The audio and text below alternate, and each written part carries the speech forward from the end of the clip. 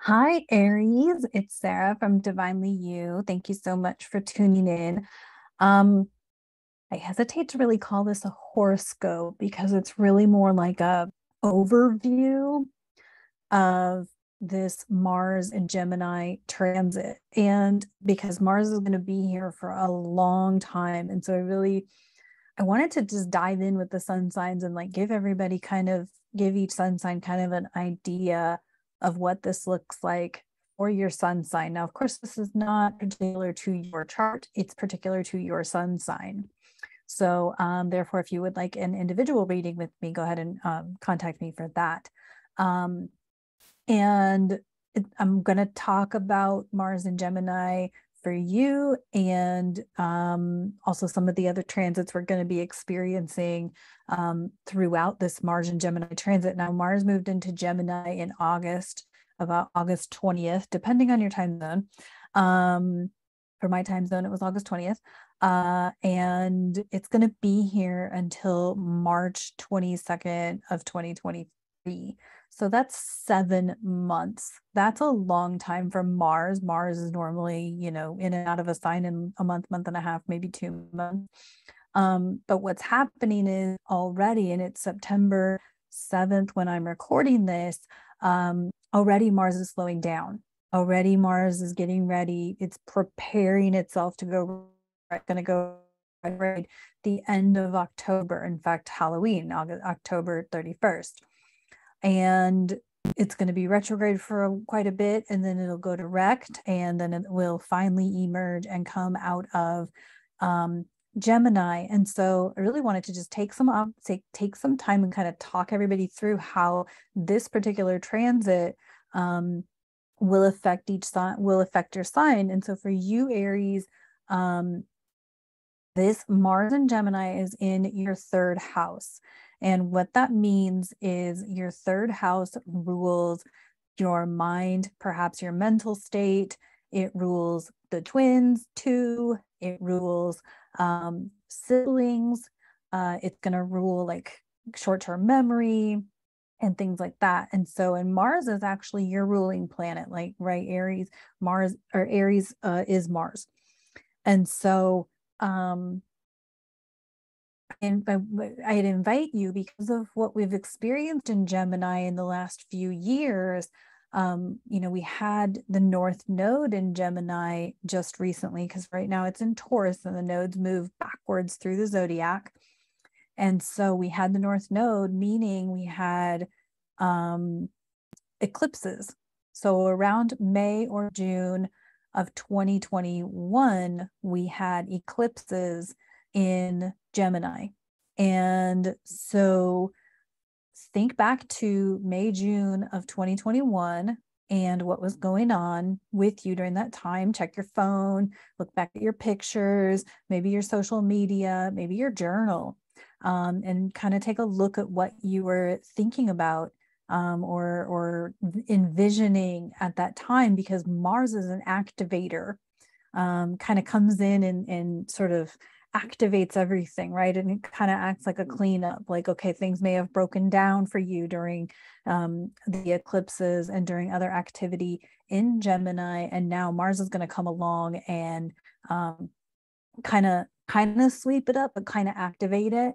And so we will definitely see some events or activities, or maybe some results or resolutions from what may have been going on for you in May, June of 2021.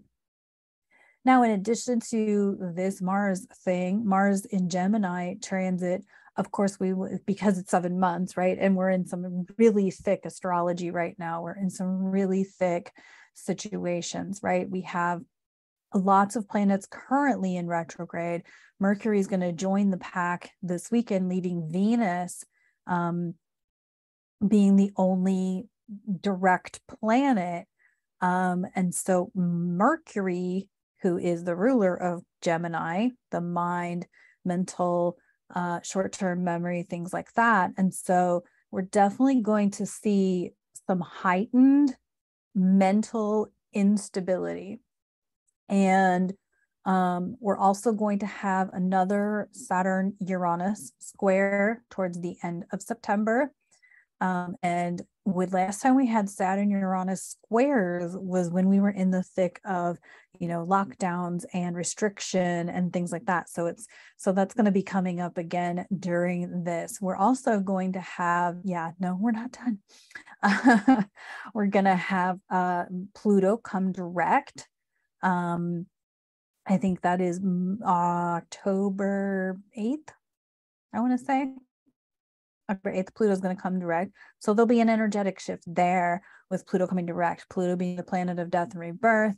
And so it turning around and facing forward, knowing that it's going to finally be moving into a new sign in early 2023.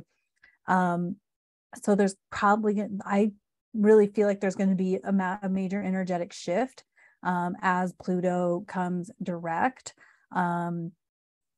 And, maybe even some releasing of some old, like the final releases, like getting prepared for Pluto in Aquarius. Pluto in Aquarius is very revolutionary.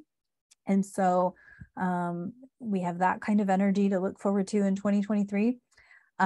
We also have eclipses coming up as the sun moves into Scorpio with the South Node. And so there may even be maybe some, these are going to be some powerful eclipses because, as I've looked at Scorpio season later this year, it really looks fully loaded, right? We're going to have a lot of activity going on along with these eclipses. And that kind of thing. And so there's going to be a lot of things going on during Scorpio season.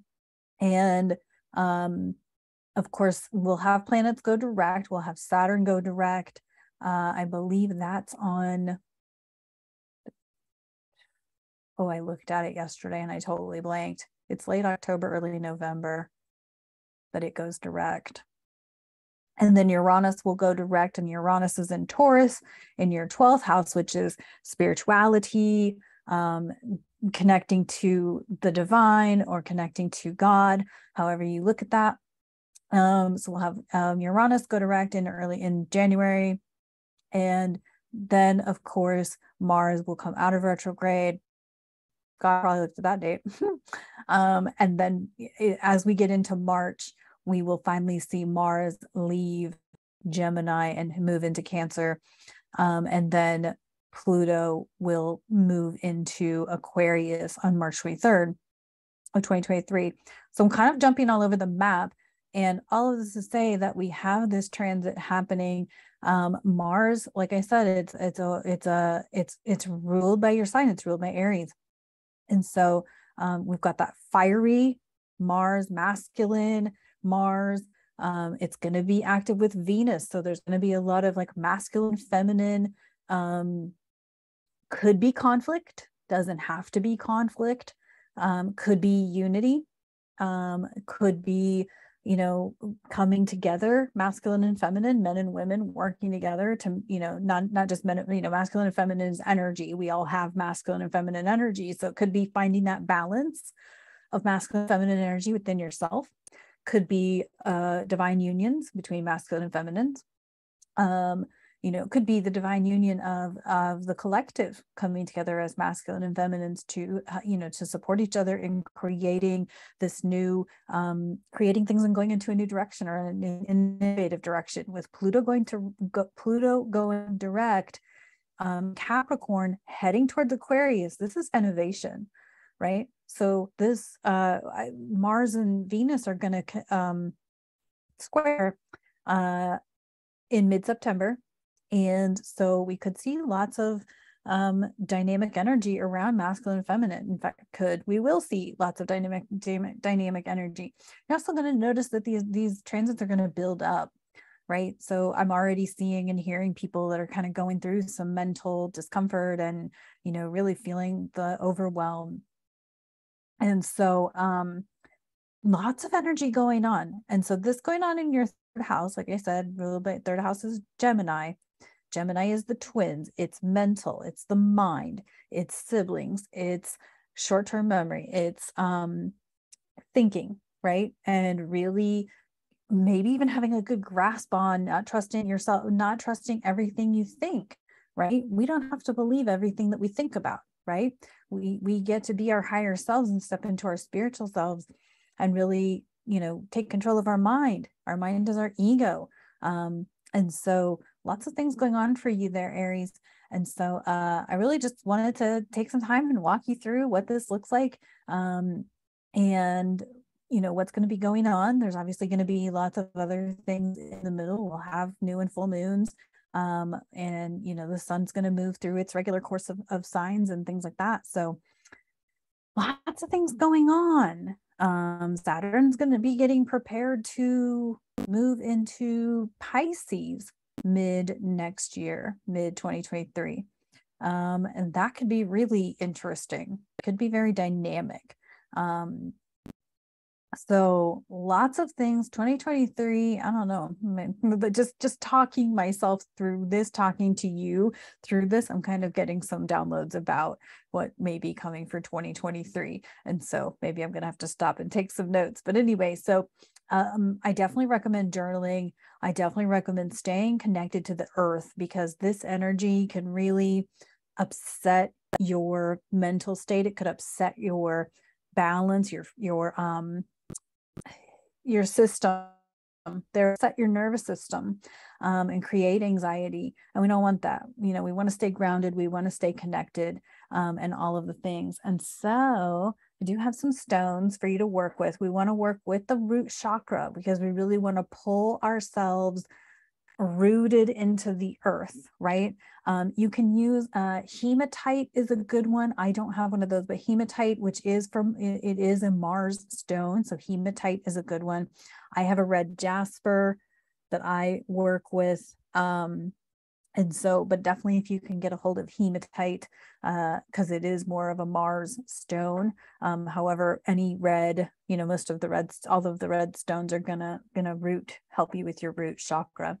And then I also have my smoky quartz, and it's more of a brownish grayish. And so this is kind of below the root chakra, and so it's really going to work to earth you, to ground you, to allow you to ground yourself in. And if you can sit with your feet flat and imagine a column of white light pulling you down, pulling your root down into the earth, that'll be helpful as well. So definitely recommend staying grounded. Definitely recommend journaling. If you meditate, if you don't meditate, maybe it's time to start, because this could be some very, like I said, mentally upsetting energy for a lot of people. And so, maybe it's time to check in with your siblings. Maybe it's time to, repair or heal some relationships with siblings, or with partners. And yeah, so I hope you found this to be helpful, Aries. If you have any questions, please leave me a comment below. If you would like a private reading with me so that I can look at your individual natal chart and, give you some guidance and input and insight as to what's actually happening for you in your chart. Astrology is very divinely unique. And so I appreciate you tuning in, and yeah, I'll see you on the next crazy video.